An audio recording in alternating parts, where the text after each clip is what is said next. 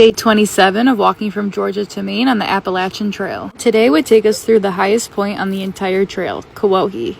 The day didn't start off too cloudy, but as we got higher in elevation, we realized the chances we would get clear views on the observation tower at Kewohee were getting slimmer. But we did get to appreciate this mossy fairy tale-like forest on the way up.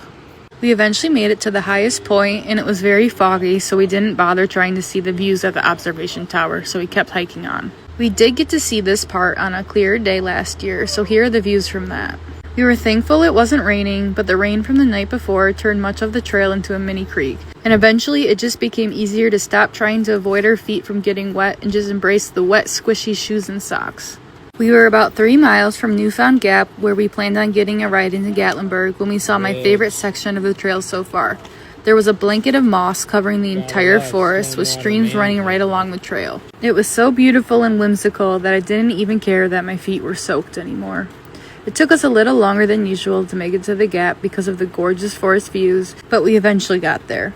It's always so weird spending days on the trails and then just getting thrown into civilization with hundreds of tourists, but we were grateful to be able to quickly hitch a ride into Gatlinburg. And if we're in town, you know you can find us in a buffet, so that's where we went, to Cece's Pizza. Thanks for watching. I'm doing my best to get all these videos out there, so don't forget to follow to keep track where we're at.